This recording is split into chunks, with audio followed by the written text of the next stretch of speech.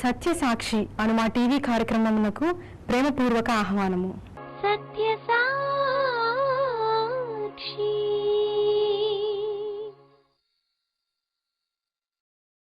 కొరింథీయులకు రాసిన మొదటి పత్రిక 15వ అధ్యాయం లాస్ట్ వచనం నేను చెప్పకుండానే ముగించడం జరిగింది. ఎందుకంటే 57కి 58కి సంబంధం లేదు. అవి రెండు మళ్ళీ చదువుతాను. అయినను మన ప్రభువైన యేసుక్రీస్తు మూలముగా మనకు జయము అనుగ్రహించుచున్న దేవునికి స్తోత్రము కలుగునుగాక. కాగా నా ప్రియ సహోదరులరా, మీ ప్రయాసము ప్రభునందు వ్యర్థము కాదని ఎరిగి స్త్రీలను కదలని వారును ప్రభు కార్యాభివృద్ధి యందు ఎప్పటికీ ఆసక్తులై ఉండుడి. పౌలు కంక్లూజన్లోకి వచ్చేసాడు. ఆయన కట్ షార్ట్ చేస్తున్నాడు, ముగించేస్తున్నాడు. ముగించేసే మాటలు డిఫరెంట్గా ఉంటాయి. కంక్లూజన్లో ఇంపార్టెంట్ ఇష్యూస్ ఆయన మళ్ళీ రిమైండ్ చేస్తున్నాడు. దానికంటే ముందు ఒక సత్యాన్ని చెప్పాడు. మన ప్రభు అయిన యేసుక్రీస్తు మూలముగా మనకు జయము అనుగ్రహించుచున్న దేవునికి స్తోత్రము కలుగునుగాక అన్నాడు. జయము అనుగ్రహించేది దేవుడు, అనుగ్రహింపబడేది యేసుక్రీస్తు మూలముగా. బైబిల్ భాష అంతా ఒకేలా ఉంటుంది. యేసుక్రీస్తు మూలముగా తండ్రిని చేరుట దేవుని చిత్తమై ఉంది. గనుక యేసు తండ్రి, యేసు నాయనా అని అనొద్దు, యేసయ్యా నీకు స్తోత్రాలు అని అనొద్దు అని మీకు చాలా కాలం బట్టి చెప్తున్నాను. పూర్వకాలమునందే అమెరికా నుండి వచ్చిన భక్తులు వారికి తెలియక ఏదో చెప్పారు. యేసు ప్రభు దేవుడు అని ప్రచారం చేశారు. మానవుడిగా వచ్చాడు. యోహాను భక్తుడు పద్మాసు ద్వీపమున పరవాసి అయి పరవశములో ఉండి దర్శనాన్ని చూచినప్పుడు పరలోకములో ఏం జరుగుతుందో చూచాడు. ఇక్కడ ఏం జరుగుతుందో కాదు, ఇక్కడ ఏం జరిగిందో మనకు తెలుసు. ఆయన తీర్పు తీర్చే తీర్పరిగా ధవళ సింహాసనం మీద కూర్చొని పరిపాలన చేస్తున్నాడు. దేవుణ్ణి స్తుతిస్తున్నారు, ప్రభువును ఘనపరుస్తున్నారు. ఏమనుంది? సింహాసనాసీనుడై ఉన్న దేవునికిని గొర్రె పిల్లకును మా రక్షణకై స్తోత్రము. ఇదే పద్ధతి ప్రకటన గ్రంథములో చూస్తాం. మనం పరలోకం వెళ్ళినప్పుడు తండ్రిని ప్రభువుని స్తుతిద్దాం. ఇక్కడ ఉన్నప్పుడు పౌలు, పేతురు, యోహాను, యాకోబు వీళ్ళందరూ తండ్రిని స్తుతించమని, యేసుక్రీస్తు నామము మూలముగా తండ్రికి స్తుతులు చెల్లించమని చెప్పారు. సో ప్రైజ్ ద లార్డ్ అనే పదము పాత నిబంధన సంబంధించిన పదము. క్రొత్త నిబంధనలో 2 సార్లు ప్రైజ్ ద లార్డ్ అని రాసి ఉంది. ఆ 2 పర్యాయాలు కూడా ఓల్డ్ టెస్టమెంట్ కొటేషన్ రాసి ఉంది, కానీ క్రొత్త నిబంధనలో లేదు. ఇంతకీ ప్రైజ్ ద లార్డ్ అని చెప్పొద్దా? చెప్పుకుందాం.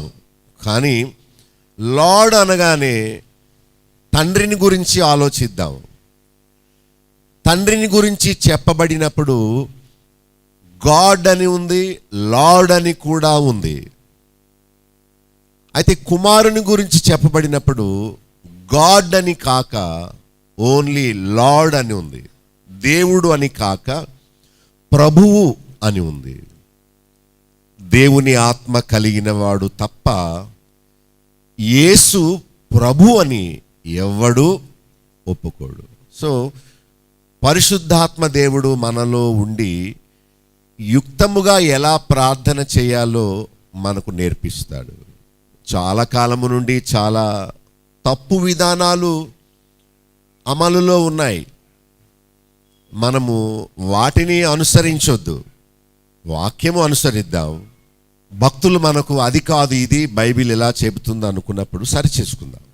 నాకు మిషన్ పద్ధతులు ముఖ్యం, నాకు పాస్టర్స్ ముఖ్యం, అయ్యగారు చెప్పారు అది మాకు ముఖ్యం అనుకుంటే యు ఆర్ లాస్ట్.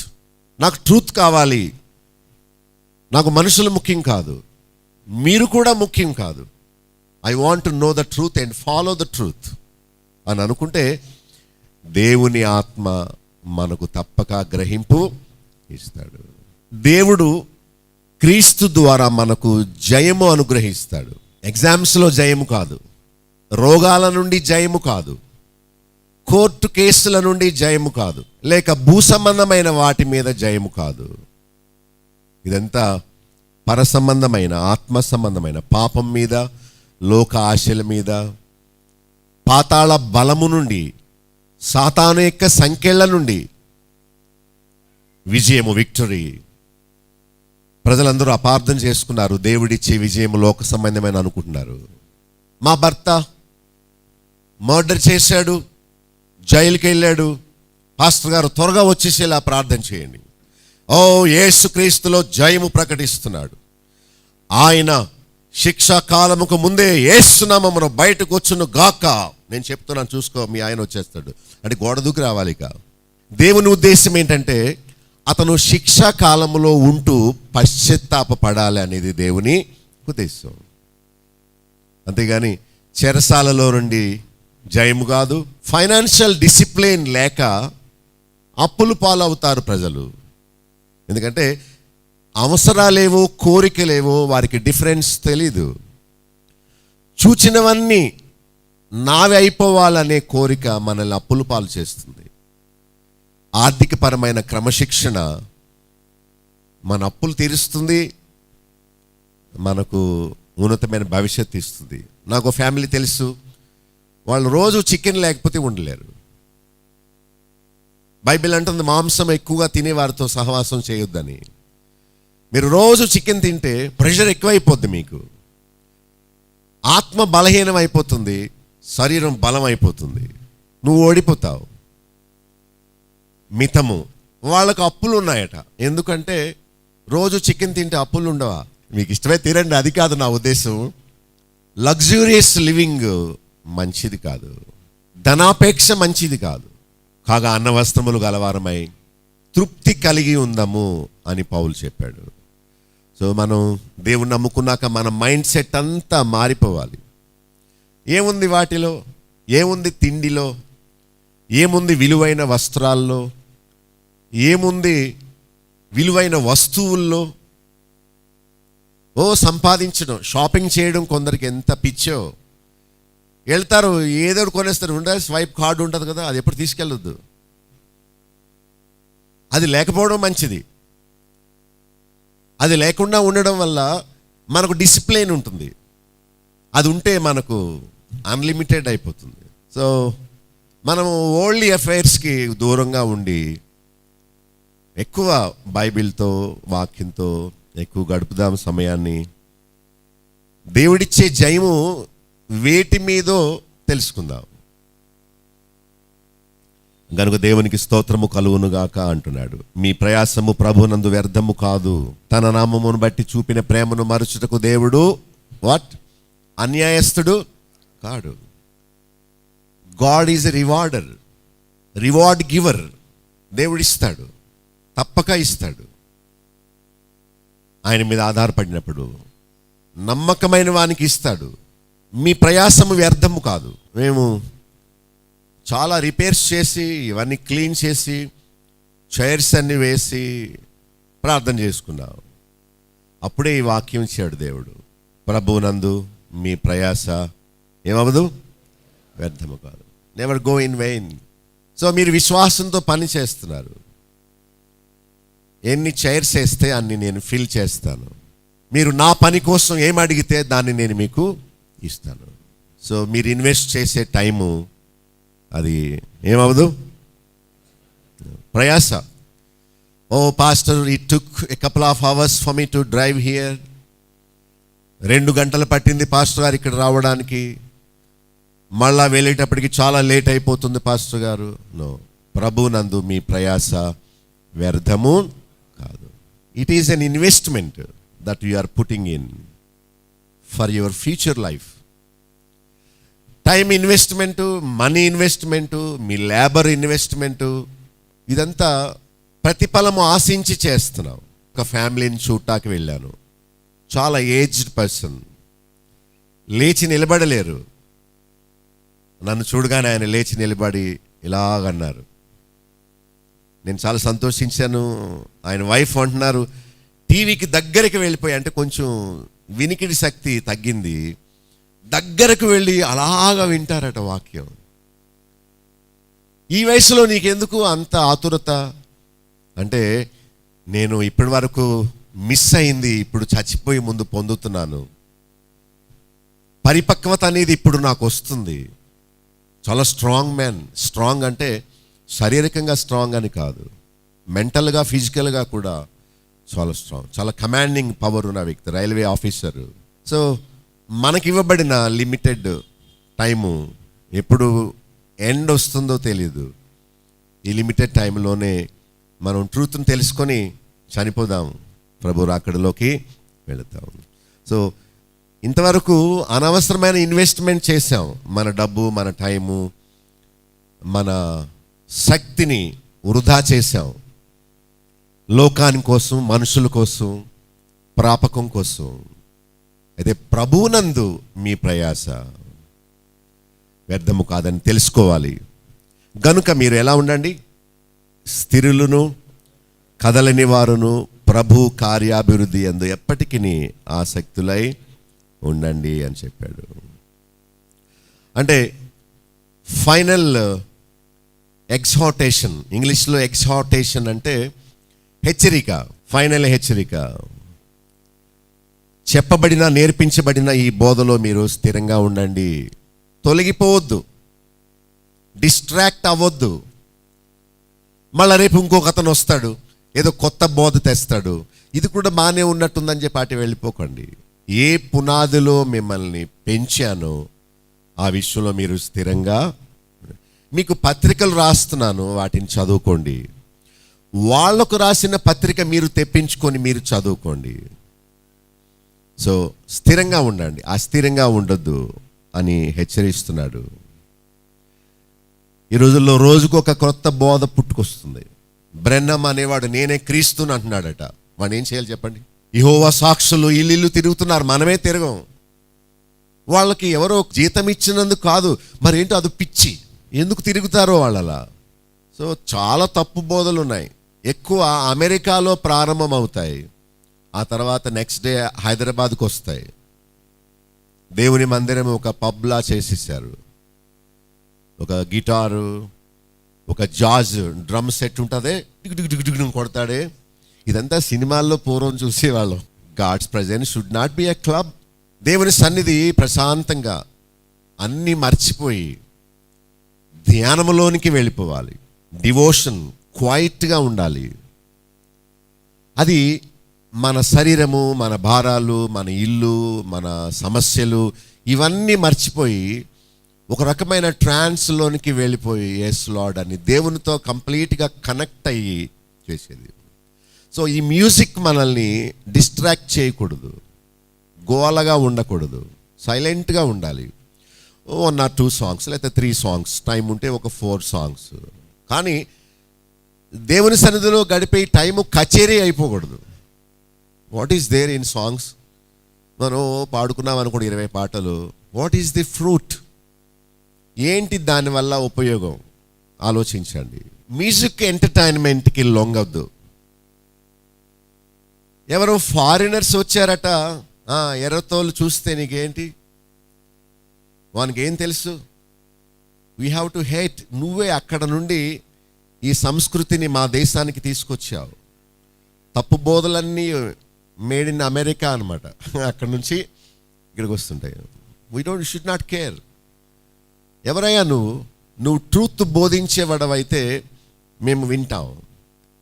నువ్వు మతాన్ని మాకు చెప్పొద్దు, కొత్త కొత్త విధానాలు వద్దు. బైబిల్లో దేవుడు ఏమి రాయించాడో వాటినే మాకు బోధించు అని చెప్పగలగాలి.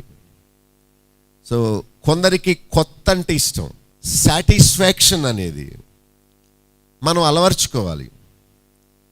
దేవుడు నాకు దీన్ని ఇచ్చాడు, ఐఎమ్ హ్యాపీ విత్ దిస్ అనుకోవాలి. నేను చాలామందిని కలిశాను, ఒక అతను వచ్చేవాడు మన సమిట్కి, ఫ్రంట్ రోల్లో కూర్చొని నిద్రపోయేవాడు. అతను నాకు పాట పాడడానికి టైం ఇవ్వమని అడిగేవాడు. ఇటు అటు తిరుగుతూ పాడేవాడు ఏదో పాట, పిచ్చి పాట. ఒక అతను చెప్పాడు అతను అన్ని చోట్లకి తిరుగుతూ ఉంటాడట, ఎందుకంటే పాట పాడే అవకాశం ఇస్తారని. ఏమొస్తుంది నీకు? What would you gain? Why are you visiting so many places? అంటే పాట పాడే అవకాశం కోసం నువ్వు తిరుగుతూ ఉంటావా ఇక్కడికి అక్కడికి అక్కడికని? నీకు ఒక డిసిప్లిన్ లేదా? నువ్వు ఏం వింటున్నావో నీకు అక్కర్లేదా? ఎవరి సభలో కూర్చున్నావో, ఎవరికి కానుక ఇస్తున్నావో, ఎవరి పక్షంగా మాట్లాడుతున్నావో, డూ యు నాట్ కేర్? నీకు లెక్కలేదా? God will answer you. నీకు ఇవ్వబడిన డబ్బు ఒక తప్పు బోధ విస్తరించడానికి నీవు ఇస్తుంటే దేవుడు నిన్ను లెక్క అడుగుతాడు. నీ మనీ గురించి, నీ ఏజ్ గురించి, నీ ఇన్వెస్ట్మెంట్ గురించి. God will surely question. అవతల వాళ్ళని సంతోష పెట్టడానికి మనమెందుకు నరకానికి పోవాలి? వాళ్ళను కూల్ చేయడానికి మనమెందుకు అబద్ధం ఆడి నరకానికి పోవాలి? సో చాలా స్ట్రిక్ట్గా ఉండండి, కాంప్రమైజ్ కాకండి. ఎవరో పాస్టర్ని సంతోష పెట్టడానికి మీరు అక్కడికి వెళ్ళకండి. మీరు నేర్చుకున్న విషయాన్ని మోమాటం లేకుండా సరిచేయండి. ఇది కాదు బైబిల్ చెప్పేది, ఇది ఎందుకు చేస్తున్నారు అలా అనండి. మీరు ద్వేషింపబడతారు, అప్పుడే ఆయన రాజ్యానికి వారసులు అవుతారు. పోనీలేనండి, మనకెందుకు సార్ ఆ విషయాలు, అతనే లెక్కప్పు చెప్పుకుంటాడు. ఇవన్నీ బుద్ధి లేని మాటలు, రాజీ పడిపోయే మాటలు. అలా ఉండొద్దు, నిలదీయండి. నువ్వు చేసే పని బాలేదు పాస్టర్, సంఘాన్ని కట్టే విధానం అది కాదు, ప్రజల్ని భ్రమపరచొద్దు, ట్రూత్ బోధించండి అని మనం డైరెక్ట్గా చెప్పగలగాలి. అలాగన్నా కొందరిని మనం బాగు చేయగలుగుతాం. కనుక కొత్త కొత్త బోధలు, కొత్త కొత్త బోధకులు, కొత్త కొత్త డినామినేషన్స్, కొత్త కొత్త డాక్ట్రిన్స్ పుట్టుకొస్తూ ఉంటాయి. ఫ్యాషన్స్ రకరకాలు పుట్టుకొచ్చినట్లు. సో పౌలు అన్నాడు, నేను మీకు నేర్పిన ఈ బోధలో మీరు స్థిరముగా ఉండండి. గాలి చెదరగొట్టిన పొట్టు వలె ఉండొద్దు, ఒలీవ మొక్క వలె స్థిరముగా ఉండాలి. నీవు భక్తిలో స్థిరంగా ఉంటున్నావా అని ఎవరన్నా నిన్ను అడిగితే నువ్వేమంటావు? నాకు అది ఇది ఉండదండి, నాకు అందరూ భర్తలే అంటారా ఎవరన్నా? ఈరోజు ఆత్మీయమైన వ్యభిచారం గురించి చెప్పుకున్నాం ఆరాధనలో. నమ్మకమైన స్త్రీ వేశ్య ఆయనే అంటూ దేవుడు వాపోతున్నాడు. దేవుడు మనల్ని నమ్మకస్తులుగా ఉండమని కోరాడు, సత్యానికి నమ్మకస్తులుగా ఉండమని. సో నిన్ను నీవే ప్రశ్నించుకోవాలి, నీవు కదలకుండా స్థిరంగా ఉంటున్నావా అని. పిచ్చి వాళ్ళే ఇటు అటు తిరుగుతారు, ట్రూత్ తెలియని వారే తిరుగుతారు, ఒక చోట స్థిరంగా ఉండరు. ఇది కాక అది, అది కాక ఇది, అది కాక. ఒక ఆయన వచ్చాడు, నేను పొద్దున్న మొదలవుతాను, ఇక్కడికి వస్తాను, అక్కడికి వెళ్తాను, ఇక్కడికి వస్తాను. ఓ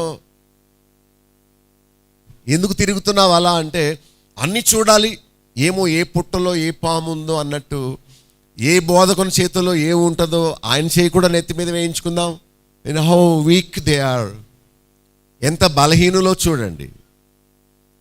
దేవుడిచ్చిన జ్ఞానంతో మనం వివేచన చేయాలి. ఎవరు దైవ సేవకులు ప్రతి చెత్త వినకూడదు, దురద చెవులు గలవారై ఉండకూడదు, మనుషులను సంతోషపెట్టొద్దు.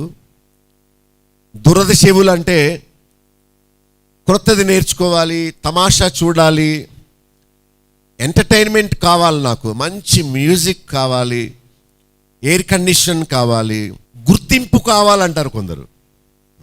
నన్ను మీరు గుర్తించారా, నేను ఎవరినో? Don't worry about your identity.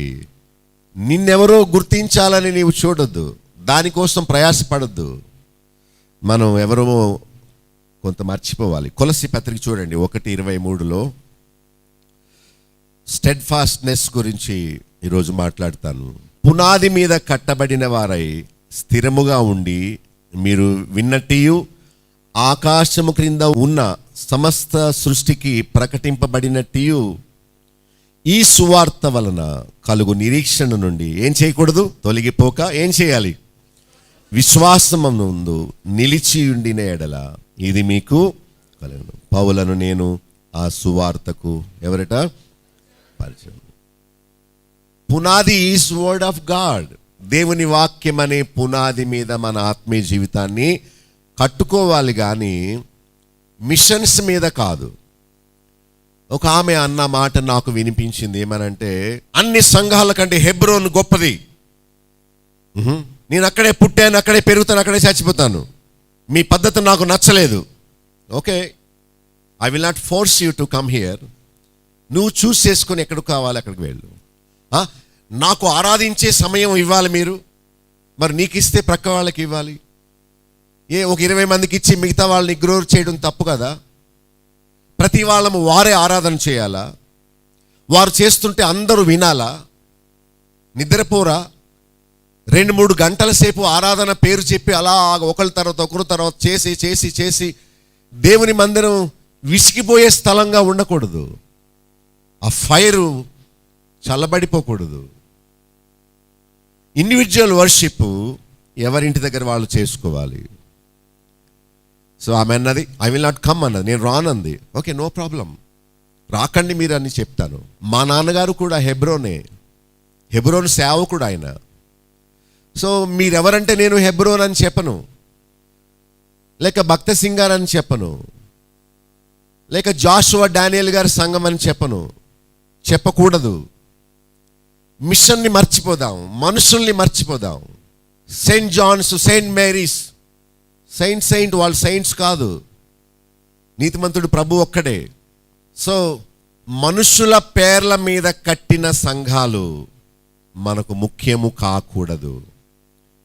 నేను సైతం మీకు ముఖ్యం కాకూడదు, సత్యసాక్షి కూడా మీకు ముఖ్యం అవ్వకూడదు.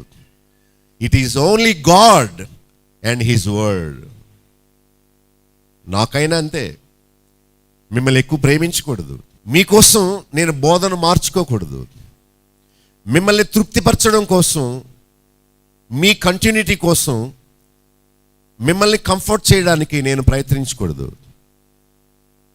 మీకు వాక్యం చెప్తున్నా, నేను ఆయన దృష్టిలో ఆయన పని చేస్తున్నానా లేదా, ఆయన చెప్పమన్నది చెబుతున్నానా లేదా అని చూసుకోవాలి, కానీ మీరు సాటిస్ఫై అవుతున్నారో లేదో అనేది I don't care. That's not my responsibility. మీరు దీవెనల గురించి బాగా చెప్తే మీరు నాకు కానుకలు ఇవ్వచ్చు, దేవుడు మిమ్మలను బహుగా ఆశీర్వదించాలని, ఆశీర్వాదాలు ఎలా కలుగుతాయో, అభివృద్ధి ఎలా కలుగుతాయో చెప్తే మీకు సంతోషంగా ఉండొచ్చు, కానీ మిమ్మల్ని పాడు చేసిన వాడిని అవుతాను. అసలు లోక సంబంధమైన విషయాల గురించి మీతో మాట్లాడకపోవడమే మంచిది, లోక సంబంధమైన అభివృద్ధి గురించి ప్రస్తావించకపోవడమే మంచిది. పైగా మీలో వైరాగ్యాన్ని కలుగు చేయడానికి ప్రయాసపడతాను. వైరాగ్యం అంటే లోకములో ఉన్నదాన్ని అసహించుకునే తనము.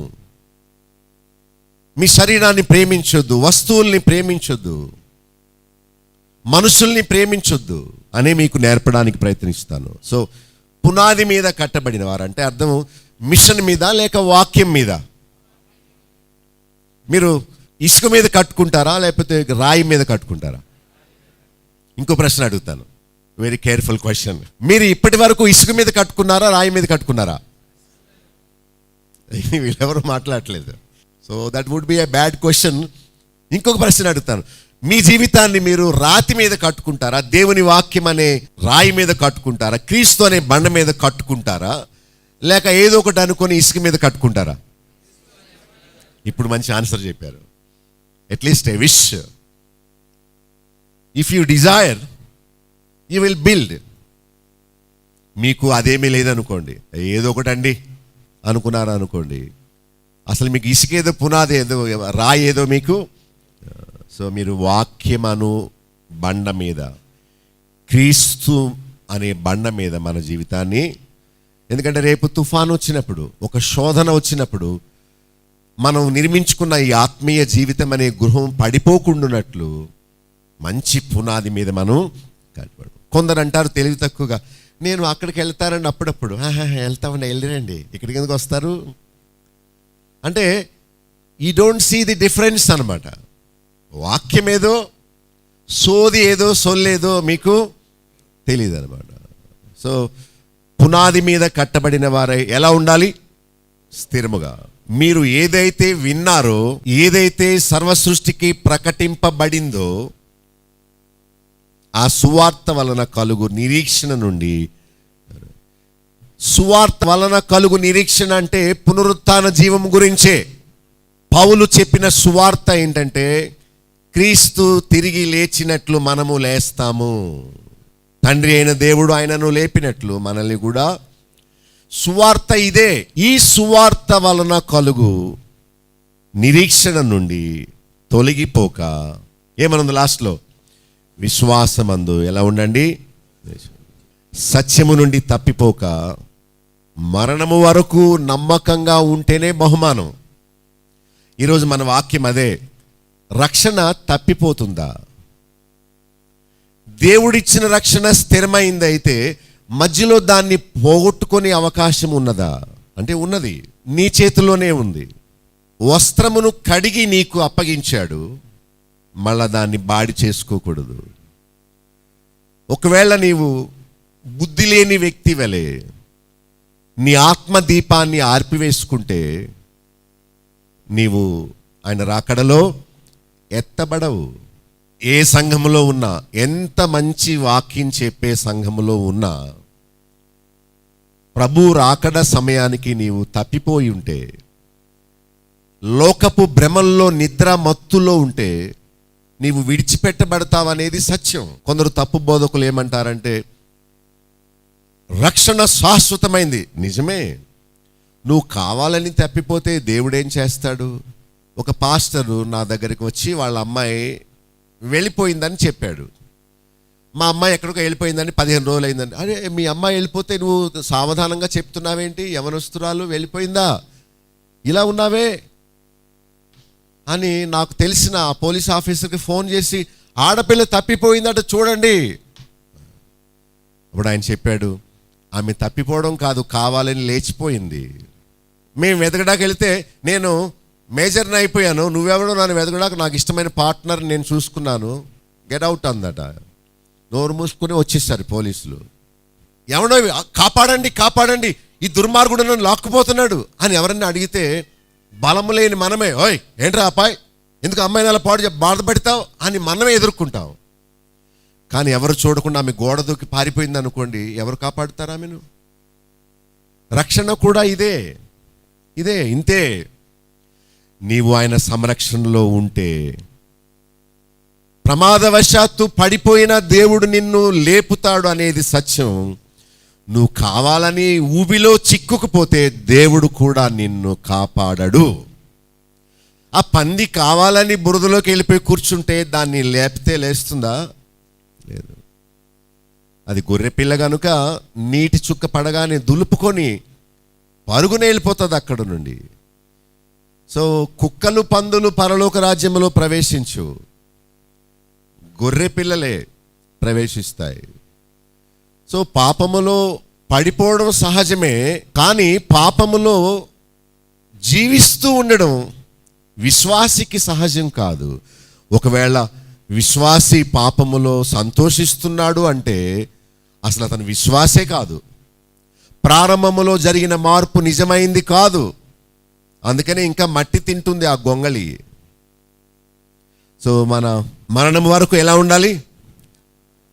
ఎప్పటి వరకు? సమిట్లో కూర్చున్నంత వరకునా? లేకపోతే సండేస్ ఈ బటన్ కూడా పెట్టేసి ఐఎమ్ వెరీ హోలీ, ఈరోజు పోట్లాడుకోవద్దు, మనం రేపు పోట్లాడుకోవచ్చా? ఈరోజు బూతులు తిట్టుకోవద్దు, ఫోన్ పెట్టే లవర్ బాయ్ లవర్ గర్ల్, ఈవేళ లెట్ us నాట్ టాక్. ఈరోజు హాలిడే కాదు, పరిశుద్ధ దినం. ఇలాంటి మాటలేం చెప్పుకోవద్దు, రేపు బూతులు మాట్లాడుకుందాం. అయ్యా, ప్రతి దినము ఆయన సిలువెత్తుకుని మనం, సండే అంటే nothing but assembling day. This should not be our idol. Sunday is not any special, but Yesu ప్రభు తిరిగి లేచాడనే దినమే కానీ ఈ రోజును పూజించం. ఈరోజు ఒక్కరోజే పరిశుద్ధంగా ఉండడానికి ప్రయత్నం చేయం. Every moment of our lives దేవుడు చూస్తున్నాడు అని మనం భక్తిగా ఉండాలి. ఒక నిర్ణయం తీసుకుంటే భూమి తలకిందులైపోయినా మనం దాని నుండి సపరేట్ అవ్వకూడదు. మీరు నిర్ణయాలు తీసుకుంటారు, వాటిని పాటిస్తున్నారా? ఒక ఆమె చాలా స్టౌట్గా ఉండి నేను ఇక స్వీట్స్ తినను అనుకుంటుంది. కానీ ఆమె బర్త్డే అప్పుడు అందరూ పెడుతుంటే అమ్మగాని మొత్తం కేక్ అంతా ఆమె తినేసిందట. ఏమి డిసిప్లైన్!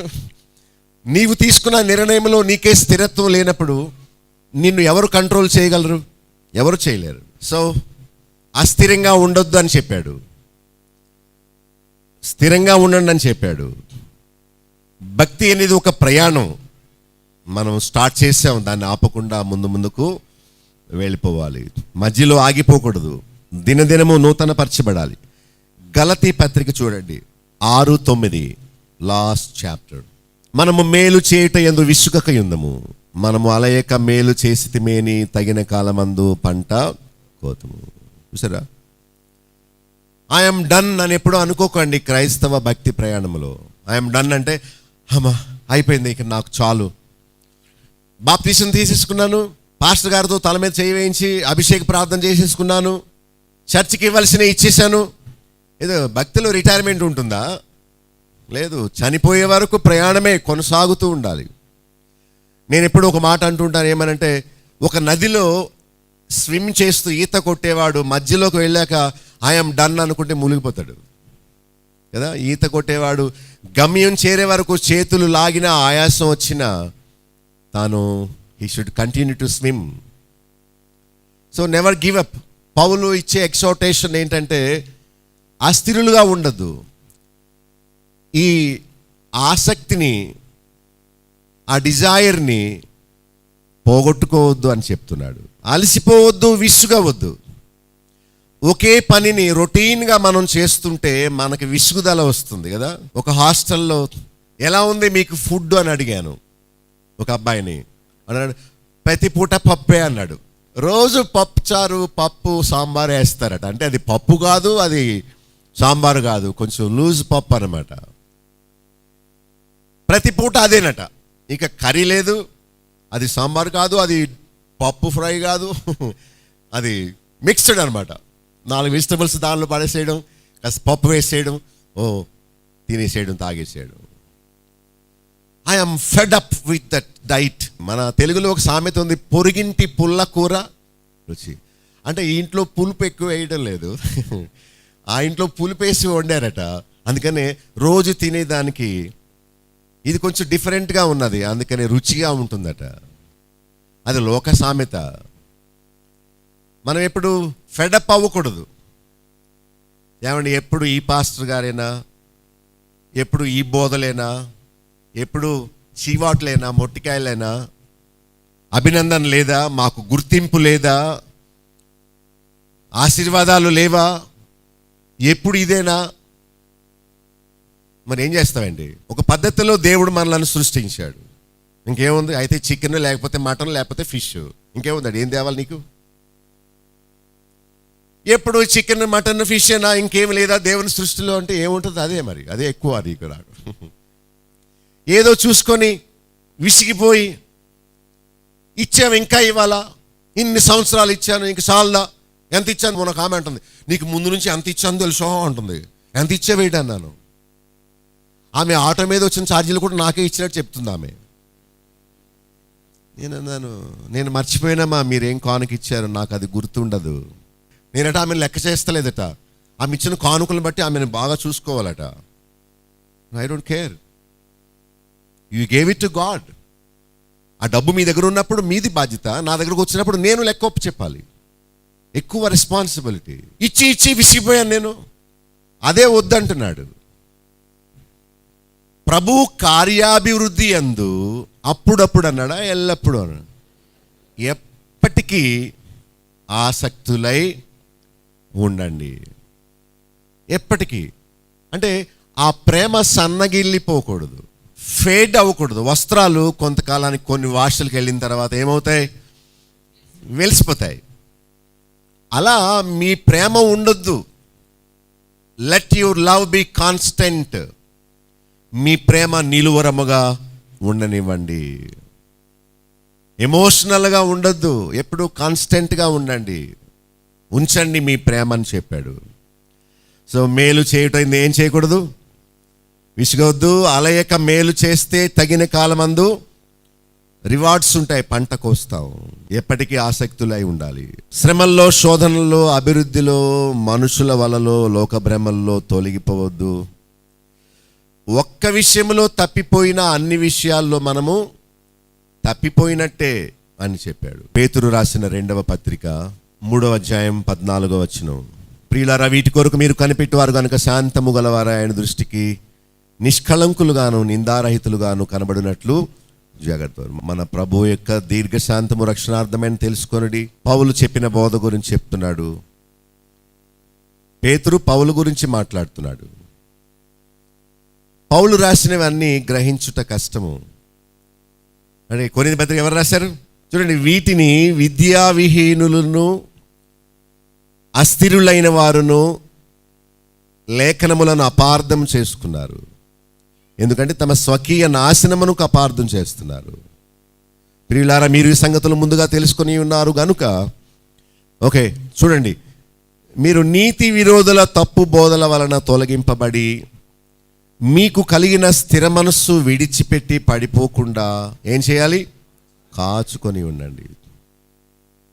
విద్యా విహీనులు పౌలు చెప్పిన మాటలను, లేఖనములను ఏం చేస్తున్నారట? అపార్థం చేస్తున్నారు.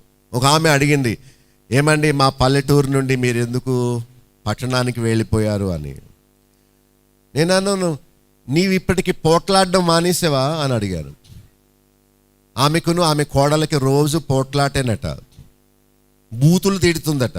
పందుల ముందు ముత్యాలు జల్లాను, మారలేదు మీరు. అందుకనే చదువుకున్న వాళ్ళు గ్రహిస్తారేమో అని అక్కడికి వెళ్ళానమ్మా అని చెప్పాను. పౌలు బోధలు గ్రహించుటకు 16 లాస్ట్లో ఏముంది? కష్టమైనవి. ఎవరు అపార్థం చేసుకుంటారు? విద్యా విహీనులు. ఇంకొకరు ఎవరు? అస్థిరులైన వారు. తక్కిన లేఖనములను కూడా వారు ఏం చేశారు? చదువు లేని వారు బైబిల్ని అపార్థం చేసుకున్నారు, వారికి తెలియదు. రెండవది అస్థిరులు. అస్థిరులే అపార్థం చేసుకునేవారు. దేవుని మార్గాలు వారు గ్రహించలేదు, ఎప్పటికీ గ్రహించరు. అయితే ప్రియులారా, చదువులేని వారు, విద్యా విహీనుల గురించి కాదు, అస్థిరులైన వారి గురించి కాదు. ప్రియులారా, మీరు ఈ సంగతులు ముందుగా తెలుసుకున్నారు గనుక మీరు నీతి విరోధుల తప్పు బోధల వలన తొలగింపబడొద్దు. వాళ్ళు నీతి విరోధులు, వాళ్ళు అస్థిరులు, వాళ్ళ వలె మీరు తొలగింపబడవద్దు. కానీ మీకు కలిగిన స్థిర మనస్సును విడిచి పడిపోకుండా ఏం చేయాలి అంటే, గాలి చెదరగొట్టు పొట్టు వలె ఇటు అటు ఎగిరిపోకుండా ఏమైతే వాక్యాలు పౌలు ద్వారా, నా ద్వారా విన్నారో అని పేతురు చెబుతూ, నీతి విరోధులు తప్పు బోధలు చేస్తారు, వాటి వలన మీరు తొలగింపబడొద్దు. నాతో చెప్పండి, మీకు కలిగిన స్థిర మనస్సు విడిచి పడిపోకుండా కాచుకొనుడి. కాచుకోవడం అంటే ఏంటి? కాపాడుకోవడం, పట్టుకోవడం. ఒక పేషెంట్ వచ్చారు, ఆమెకు ఇలా వణుకుతుంది పాపం, నరముల బలహీనత. డాక్టర్ గారు అన్నారు, నిలబడొద్దు, నిలబడినప్పుడు ఏదైనా పట్టుకొని ఉండు. నువ్వు దేన్ని పట్టుకోకుండా అలా ఉంటే నీకు వణుకొచ్చి నీవు పడిపోతావేమో, ప్రమాదం జరుగుతుంది అన్నారు. ప్రేయర్కి ముందుకు వచ్చింది ఆమె, వణికిపోతుంది ఇలా ఇలా. అప్పుడు ఈ టేబుల్ అలా పట్టుకుంది. మనం కూడా బలహీనులమే. క్రొత్తదంటే ఇష్టం, తమాషా అంటే ఇష్టం, ఆశీర్వాదం అంటే ఇష్టం. భ్రమలకు లోనైపోతాం మనం, అంత వీక్ మనం. సో మీకు కలిగి ఉన్న స్థిర మనస్సు తప్పిపోకుండా, నీతి విరోధుల తప్పు బోధల వల్ల తొలగింపబడకుండా, మీరు నమ్మింది మీకు కలిగి ఉన్న దాన్ని ఎలా పట్టుకోవాలట? పడిపోకుండా పట్టుకోండి, కాచుకోండి అని చెప్పాడు. ఋతు గ్రంథంలో ఒకసారి చూడండి, చక్కని మాటలు ఉన్నాయి. 1:18 చూడండి. తనతో కూడా వచ్చుటకు ఆమెకు మనస్సు కుదిరినదని నయోమి తెలుసుకొనినప్పుడు అందును గూర్చి ఆమెతో మాటలాడుట మానెను. వారిద్దరూ బెత్లెహేమునకు వచ్చు వరకు ఏం చేశారు? ప్రయాణం చేశారు. సత్యమైన వాక్యములో, సత్యమైన భక్తులతో కలిసి ఉండుటకు ఆమెకు మనస్సు కుదిరినదట. అంటే స్టెబిలిటీ గురించి మాట్లాడుతున్నాను. కష్టాల వల్ల, భ్రమల వల్ల మనము చెదరగొట్టబడకూడదు. ఒక సహోదరుడు ఒక సాక్ష్యం చెప్పారు. ఏమనంటే, బ్రదర్ మీరు మా సంఘానికి వచ్చేయండి, మీకు డబ్బులు ఇస్తామని చెప్పారట. అప్పుడు ఆయన అన్నారట, ఈ వారం నుంచి మీ సంఘానికి రానండి అన్నాడు. అదేంటి అలా అంటే, నువ్వు డబ్బులు ఇస్తానన్నావే, నీ ఉద్దేశం మంచిది కాదు, అందుకని నేను రాను అని చెప్పాడట. మన మధ్యలో ఉన్నాడు ఆయన. షేక్ చేశాడు శాటన్, డబ్బుకు నువ్వు లొంగుతావేమో అని. సో అలాంటి టెంప్టేషన్కి మనం ఈల్డ్ అవ్వకూడదు. ఆమె చక్కని మాట చెప్పింది, తనతో కూడా వచ్చుటకు ఆమెకు మనస్సు. మీ మైండ్ స్టేబుల్ అయిందా ఇప్పటికైనా, లేకపోతే ఇంకా మీరు ఏదో ఏదో కావాలని పరిగెడుతున్నారా? అయిందా లేదా? లేకపోతే అని గాలి వేయగానే ఇలా వెళ్ళిపోతున్నారు. కొందరికి పిచ్చి, వాళ్ళకి లైటింగ్ కావాలి. వావ్, సి స్టేజ్ ఎంత పెద్దదో చూడు చూడు చూడు, అక్కడ అమెరికన్స్ వచ్చారు. వావ్, అమెరికన్స్, నీకేం చేస్తారు? నీకేం పైసలు డాలర్లు ఇస్తారా నీకు? ఆ లైటింగ్ చూడు, సీ పబ్లిక్ ఎంతమంది ఉన్నారు చూడు. అవును ఉంటారు, విశాల మార్గంలో అనేకులు ఉంటారు, ఇరుకు మార్గంలో ఉండేవారు కొందరే. నీవేంటో పబ్లిక్ని చూడలేదా? పొలిటికల్ మీటింగ్కి వెళ్ళి ఎంతమంది ఉంటారో చూద్దు. అంటే నీవు సంతోషించేది ఏవో లోక సంబంధమైన అట్టహాసాన్ని, ఎంటర్టైన్మెంట్ని, మ్యూజిక్ని చూసి నీవు అటు తొట్టిల్లిపోతావా? ఆమె ఏమన్నది? మనస్సు కుదిరినదట. అప్పుడు వాళ్ళిద్దరూ కలిసి బెత్లెహేముకు ప్రయాణం చేశారు. సరే, ఇంకా ఉంది చూడండి. 2వ అధ్యాయం 8వ వచనంలో బోయేజు పొలం దగ్గరికి వచ్చినప్పుడు ఆమె ఏం చెప్తున్నాడు? అప్పుడు బోయేజు రుతుతో, నా కుమారి ఏంటా, నా మాట వినుము, వేరొక పొలములో ఏరుకొనుటకు పోవద్దు, దీనిని విడిచిపోవద్దు, ఇచ్చట నా పనికత్తలేద్దా. ఎలా ఉండుము? నిలకడగా. సత్యం కోసం వెదికి వెదికి వెదికి సత్యం దొరికినప్పుడు దానిలో ఎలా ఉండాలి? నిలకడగా ఉండాలి. మరి ఇంకా చూడండి, అదే అధ్యాయంలో 2వ అధ్యాయము 21 నుండి 23 వచనాల్లో, 21 లాస్ట్లో, వారి పనికత్తుల యొద్ద, వారి యొద్ద నిలకడగా ఉండుమని నాతో చెప్పాను. 22 లాస్ట్లో, వేరొక చేనిలోని వారికి కనబడకపోవుట. అమ్మో, ఎందుకంటే వాళ్ళు గేలం వేసి లాగేస్తారు, నీకు పెద్దరికం ఇస్తారు, నీకు బాధ్యతలు అప్పగిస్తారు. ఎందుకంటే నిన్ను ఆ ఊబులో నుంచి బయటికి వెళ్ళనివ్వరు. వేరొక చేనిలోని వ్యక్తికి కనిపిస్తే వాళ్ళు ఎక్స్ట్రా పనులు విడిచిపెట్టి, రా తీసుకో అని నిన్ను పాడు చేయడానికి పనులు వదులుతారు. చేపకు గేలం వేసినప్పుడు ఆ గేలపు ముళ్ళులో ఎర్రను దూరుస్తారు, అప్పటికే చచ్చిపోద్ది అది. కానీ ఎర్రగా దాన్ని చూపించి ఇలాగ షేక్ చేస్తారు ఆ గేలమును. ఇలా ఇలా అనడం ఎందుకంటే ఆ చేపను అట్రాక్ట్ చేయడానికి. అది ఎప్పుడో చచ్చిపోయింది ఎర్ర, ఏమంటే కడుపులో కత్తిని దూరిస్తే చచ్చిపోదేటి, అది బతికున్నట్టుగా ఇలా ఇలా కదుపుతారు భ్రమ కలిగించడానికి. ఈ పిచ్చి చేప వచ్చి దాన్ని పట్టుకుంటుంది, అదే ఆఖరి రోజు దానికి. అంతే. ఈ లోక భ్రమలు, పాస్టర్లు చూపించే ప్యాకేజీలు, నువ్వు చచ్చిపోతే బాక్స్ పంపిస్తారట. మీ ఇంట్లో వాళ్ళు బాక్స్ కూడా కొనివ్వలేరు నీకు, వాళ్ళకి నీకు ఆస్తి విడిచిపెట్టావు. నీ బర్త్డేకి కేక్ కొనుక్కోలేవా? ఆ పాచి కేకే కావాలా? అంటే ప్రజలను అట్రాక్ట్ చేయడానికి ఏ విధానం అనుసరిస్తే బాగుంటుందా? ప్రజలు బలహీనులు, అందరిలో ఏదో అనారోగ్యం ఉంటుంది, ఏదో సమస్య ఉంటుంది, రా రా అని పిలుస్తాడు. వస్తే ఏమవుద్దట? ఓకే, వేరొక వ్యక్తికి కనబడకపోవడం మంచిది. మళ్ళీ 23 లాస్ట్లో, బోయేజు పనికెత్తలేద్దా, నిలకడగా ఉండి తన అత్త ఇంట నివసించును. స్టెబిలిటీ అనేది మంచిది. ఏదో వేలం వేరి చూడటానికి పరుగులు తీయడం అది మంచి పద్ధతి కాదు. ఎన్ని ఎంబ్రేవారు ఓడ బద్దలైపోయినట్టు వారి ఆత్మీయ ప్రయాణం మధ్యలోనే ఆగిపోయింది. దేమా ఇహలోకాన్ని ప్రేమించి పౌలును విడిచిపెట్టేశాడు. చూడండి, పేతురు పత్రిక ఒకసారి ఇందాక చూసిన భాగానికి వెళదాం. 2వ పత్రిక 1వ అధ్యాయం 4 నుండి 9 వచనాలు. 4వ వచనంలో, దురాశను అనుసరించటం వలన లోకమందున్న భ్రష్టత్వంలో పడిపోతారు, దేవుని వాగ్దానముల మూలముగా దాని నుండి తప్పించుకొని దేవ స్వభావములో మనము పాలివారము అవ్వాలి. 5వ వచనంలో, మీ మట్టుకు మీరు పూర్ణ జాగ్రత్త కలిగి ఉండండి, మీరు సోమరులుగా నిష్ఫలులుగా ఉండొద్దు. 9వ వచనంలో, గుడ్డివారుగా, దూరదృష్టి లేనివారుగా ఉండొద్దు. మర్చిపోవద్దు, దూరదృష్టి అంటే విషయమును బాగా వివేచించే జ్ఞానము. గుడ్డివారుగా ఉండొద్దు, సోమరులుగా ఉండొద్దు, నిష్ఫలులుగా ఉండొద్దు, పడిపోకుండా మిమ్మల్ని మీరు చూసుకోండి అని చెప్పాడు. కొరింథీయులకు రాసిన 2వ పత్రిక 7వ అధ్యాయము 1వ వచనములో, ప్రియులారా, మనకు ఈ వాగ్దానములు ఉన్నవి గనుక దేవుని భయముతో పరిశుద్ధతను సంపూర్తి చేసుకొనుచు శరీరమునకును ఆత్మనుకు కలిగిన సమస్త కల్మషము నుండి మనలను పవిత్రులనుగా చేసుకుందాము. కనుక పరిశుద్ధతను సంపూర్తి చేసుకోవాలి. హెబ్రీ పత్రిక చూడండి, 3వ అధ్యాయం,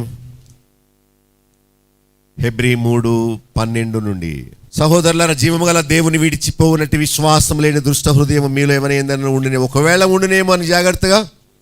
అంటే పడిపోయే ప్రమాదం ఉందా లేదా? ఉంది. తొలగిపోయే ప్రమాదం ఉన్నది. జీవము గల దేవుణ్ణి విడిచిపోవునట్టి విశ్వాసము లేని దుష్ట హృదయము ఒకవేళ ఇన్ కేస్ మీలో వస్తుందేమో అని జాగ్రత్తగా చూసుకోవాలి అని. ఇక 19వ వచనం వరకు, ఇశ్రాయేలీలు ప్రయాణం ప్రారంభించారు కానీ అస్థిరత్వం వల్ల వారి మధ్యలోనే రాలిపోయారు. దేవునికి కోపం పుట్టించారు కనుక వారు ఆయన రాజ్యంలో ప్రవేశించలేక. మీరు కూడా ఆత్మీయ ప్రయాణాన్ని ప్రారంభించారు, బిగినింగ్ బాగానే ఉంది.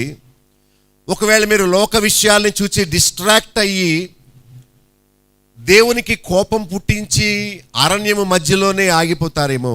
13, 14, 15 వచనాలు చూడండి, త్వరగా చెప్తాను. ఆయనకు కోపము పుట్టించొద్దు, మీ హృదయములను కఠినపరచుకొనవద్దు, అంటే పాపం వలన కలుగు భ్రమ చేత నేడు అనబడు సమయం ఉండగానే ప్రతి దినము ఒకరినొకడు బుద్ధి చెప్పుకోండి. ఏ రోజు? సంవత్సరానికి ఒకసారా? ప్రతి దినమున?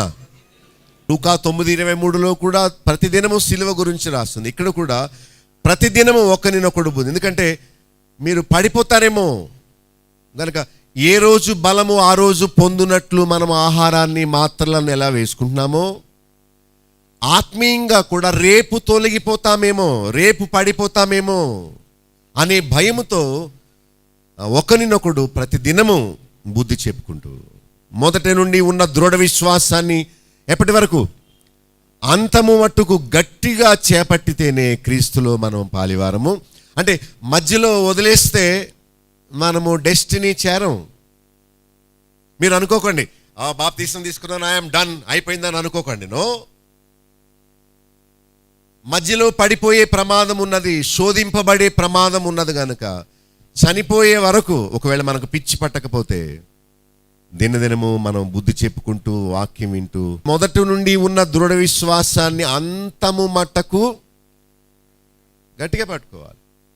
ఆ హోప్ విడిచిపెట్టేయకూడదు. శరీరం బలహీనం అయిపోతుంది, మనం ముసలివాళ్ళం అవుతాం, కానీ ఆ నిరీక్షణను విడిచిపెట్టకూడదు, దాన్ని గట్టిగా పట్టుకోవాలి. 16లో, విని తెలుసుకొని కోపము పుట్టించి పాపము చేసి అరణ్యములో రాలిపోయారు. వాళ్ళు విన్నారు. వారి గురించి ఏమని రాస్తున్నాడంటే, వారు ఐగుప్తులో, 16వ వచనంలో, వీరంతా ఐగుప్తులోంచి బయలుదేరి వచ్చిన వారే. విశ్వాసులే, దేవుని బిడ్డలే, విమోచింపబడిన వారే, రక్షింపబడిన వారే. సముద్రము దాటారు అంటే అర్థమైన బాప్తీసు అనుభవంలోంచి అవతలకు వచ్చిన వారే. అయినా వారు దేవునికి కోపము పుట్టించి పాపము చేసినందుకు వారు అరణ్యములో రాలిపోయారు. 18వ వచనంలో, అవిధేయులు, వెనుకంజ వేసిన వారు తన విశ్రాంతిలో ప్రవేశింపరు. మధ్యలో ఆగిపోయిన వారు ఆయన విశ్రాంతిలో ప్రవేశించరు. ఎప్పుడు మన భక్తికి కామాలే కానీ ఫుల్ స్టాప్ లేవు. పైగా మన బాహ్య పురుషుడు శరీరం బలహీనం అయిపోయి కొలది అంతరంగ పురుషుడు దినదినము నూతనపరచబడుతూ ఆ నిరీక్షణ ఎక్కువ అవ్వాలి. వృద్ధాప్యములు, అనారోగ్యాలు వస్తాయి, అందరికీ వస్తాయి, ఎవరు తప్పించుకోలేరు, మనలో ఎవరు తప్పించుకోలేరు, నో ఎగ్జంప్షన్. ఆ అనారోగ్యాలు వచ్చినప్పుడు మనం హోప్ విడిచిపెట్టేయకూడదు, ఇంకా ఎక్కువ హోప్. నేను త్వరగా చనిపోయినప్పుడు త్వరగా ఆయన్ని కలుసుకుంటాను అనే శుభప్రదమైన నిరీక్షణ మనలో ఎక్కువ అవ్వాలి. కానీ శ్రమల వల్ల దేవుణ్ణి ఎప్పుడూ విడిచిపెట్టేయకూడదు. ఒక తల్లి చెప్పింది నా దగ్గర కూర్చొని, ఇక్కడ, అయ్యా మా అబ్బాయికి మంచి జాబ్ రాలేదని ఆయన దేవుణ్ణి వదిలేశాడండి. దేవుడు నిన్ను టెస్టింగ్ పీరియడ్లో పెట్టాడు, నువ్వు ఆ కాస్తంత పరీక్షను నీవు తట్టుకోలేకపోయావు, దేవుని ఏర్పాట్లోంచి నువ్వు దూరం అయిపోయావు. అది జరగలేదు, ఇది జరగలేదు, మాకు గుర్తింపు లేదు, ఎంటర్టైన్మెంట్ లేదు, హీలింగ్స్ లేవు, బ్లెస్సింగ్స్ లేవు అని ఏవో సాకులు చెప్పి సత్యములోంచి మనం తొలగిపోక స్థిరంగా ఉండాలని వారు వెనుకంజ వేశారు, అవిధేయులయ్యారు. 19వ వచనంలో అవిశ్వాసము చేతనే కదా వారు విశ్రాంతిలో అస్థిరత్వం వల్ల మనం పోగొట్టుకుంటాం. చాలామంది వచ్చారు, చాలామంది వెళ్ళిపోయారు. మరి మనం అలా ఉండక స్థిరులుగా కదలని వారుగా ఉండాలి. లాస్ట్ చూడండి ఒకసారి 58వ వచనంలో మన భాగంలో, మీ ప్రయాసము ప్రభువునందు వ్యర్థము కాదు. చీరప్ మై బ్రదరన్, ధైర్యం తెచ్చుకోండి. మీరు పడే ప్రయాసకు ప్రతిఫలం ఉంటుంది. దేవుని కోసం మీరు సినిమాను కాదనుకుంటారా, మీకు ప్రతిఫలం ఉంటుంది. దేవుని కోసం లోక స్నేహాన్ని కాదనుకుంటారా, మీకు ప్రతిఫలం ఉంటుంది. దేవుని కోసం లోక సౌకర్యాన్ని కూడా మీరు కాదనుకుంటారా, మీకు ప్రతిఫలం ఉంది. దేవుడిస్తాడు. హోప్ విడిచిపెట్టొద్దు. మీ ప్రయాసము వ్యర్థము కాదు. గనుక ఎలా ఉండాలి? స్థిరులను, అందరు చెప్పండి, కదలని వారును. తర్వాత ప్రభు కార్యాభివృద్ధి ఎప్పటి వరకు? నేను ఎప్పటి వరకు అంటాను, మీరు సమాధానం ఏం చెప్పాలి తెలుసా? ఎప్పటికీ అనాలి. ఓకే, రెడీ ఉన్నారా? సో ప్రభువునందు మీ ప్రయాస వ్యర్థము కాదని తెలుసుకోండి. ఓకే, స్థిరులను, కదలని వారును ప్రభు కార్యాభివృద్ధి ఎప్పటి వరకు? వండర్ఫుల్. కళ్ళు మూసుకోండి, ప్రార్థన చేసుకుందాం.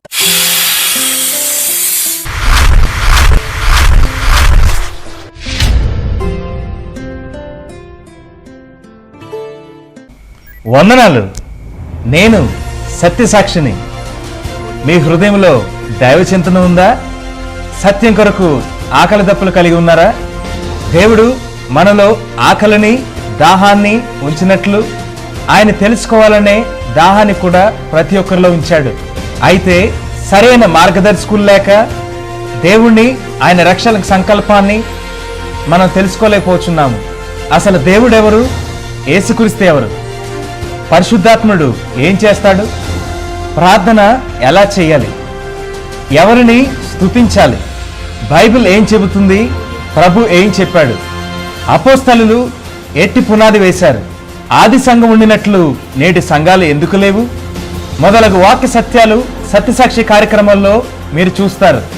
ప్రతిరోజు సాయంత్రం 6:30 నుండి 7:30 గంటల వరకు ఇప్పుడు మన నిరీక్షణ ఛానల్లో మీరు చూడగలరు. వాక్యోపదేశకులు పాస్టర్ బాబ్లు గండి. దేవుడు మిమ్మును సత్యమైన మార్గంలో నడిపించునుగాక. సత్యసాక్షి టీవీ కార్యక్రమంలోని ఉపదేశాలు మీరు వింటున్నారు కదా, వాటిని అర్థం చేసుకుంటున్నారా లేక అపార్థం చేసుకుంటున్నారా? ఈ కార్యక్రమాల్లోని ఉపదేశాలు ఎవరినో ఉద్దేశించి చెప్పినవి కావు, లేక తప్పు బోధకులను మార్చుటకు తలపెట్టినవి కావు. సామాన్య ప్రజలకు ప్రభువు భక్తిని, యథార్థమైన క్రైస్తవ జీవితాన్ని నేర్పించి అబద్ధ బోధకుల ఉచ్చు నుండి వారిని తప్పించే ప్రయత్నమే. ఈ కార్యక్రమంలో మీరు వినే సత్యాలకు మీరు సమ్మతిస్తే నాతో చేతులు కలపొచ్చు. రండి, సత్యసాక్షులుగా రోషంగా జీవించి పడిపోయిన క్రైస్తవ సమాజాన్ని పునర్నిర్మిద్దాం. ఈ ప్రశ్నోత్తరాల కార్యక్రమంలో మీకు తల ఎత్తే ప్రశ్నలు లేక ఈ విషయమై మీకున్న అభిప్రాయాలు నేరుగా నాతో పంచుకోవచ్చు. ఎప్పుడైనా ఎక్కడి నుండైనా నాకు ఫోన్ చేయండి. మీకు వచ్చే ప్రశ్నలకు నేను సమాధానం చెప్తాను. నా ఫోన్ నెంబర్ 9440111250. మరొకసారి చెప్తాను, 9440111250. ఈ నెంబర్కి ఎప్పుడైనా ఫోన్ చేయొచ్చు. అనారోగ్యాల గురించి, ఆర్థిక ఇబ్బందుల గురించి, మరేవో సమస్యల గురించి కాక క్రైస్తవ సిద్ధాంతాలు, తప్పు బోధలను గురించి నాకు ఫోన్ చేయండి. మీతో తప్పక నేను సమయం తీసుకొని ఆ విషయమై చర్చించి సత్యమును గూర్చి మంచి అవగాహన నేను మీకు ఇవ్వడానికి ప్రయత్నం చేస్తాను. గాబరపడకండి, ఇవేవో క్రొత్త విషయాలు కాదు. బైబిల్ తెరిచి చూడండి, పలానా అధ్యాయములో పలానా వచనములో దేవుడు ఏం చెప్తున్నాడో చూడండి అని మీకు చూపించే ప్రయత్నమే కానీ క్రొత్త బోధ లేక ఎవరినో విమర్శించే పని కాదు సుమా. సత్యాన్ని మీకు తేటపరిచే పనే సత్యసాక్షిగా నేను మీకు అందిస్తున్నాను. మీరు కూడా నా వలె సత్యము గూర్చిన రోషము కలిగిన వారా అయితే నాతో చేతులు కలపొచ్చు. మనందరము సత్యసాక్షులుగా ఈ లోకంలో నిలబడి తప్పు బోధలకు తప్పు బోధకులకు ఒక సింహ స్వప్నముగా నిలబడి ప్రజలను లేక క్రైస్తవ సమాజాన్ని సరి అయిన మార్గంలో నడిపిద్దాం. ప్రతిరోజు గంట సేపు ప్రసారమయ్యే ఈ వినూత్నమైన కార్యక్రమాల గురించి మీ స్నేహితులకు మీ బంధువులకు చెప్పండి. సత్య అసత్యాల గురించి చర్చించండి. సత్యం కోసం నిర్భయంగా ముందుకు రండి. చేతులు కలపండి. క్రొత్త సమాజాన్ని నిర్మిద్దాం. ప్రజలను తప్పు బోధల నుండి, తప్పు మార్గాల నుండి, వేషధారణ నుండి, నామకార్థ భక్తి నుండి తప్పించి రక్షణ, మారు మనసు, పరిశుద్ధ జీవితంలోనికి నడిపిద్దాం. సత్యసాక్షి. ఇంతవరకు మీరు సత్యసాక్షి టీవీ కార్యక్రమంలో పాస్టర్ బాబులుక్ గారి సందేశాలు విని ఉన్నారు. ఈ వర్తమానాలపై మీకు గల అభిప్రాయాలు, ప్రశ్నలు, సూచనలు నేరుగా మాతో పంచుకొనవచ్చు. బేతేల్ అసెంబ్లీ అను మా సంస్థ ద్వారా ప్రచురింపబడిన కొన్ని విలువైన పుస్తకాలు మీకు ఉచితంగా పంపించగలము.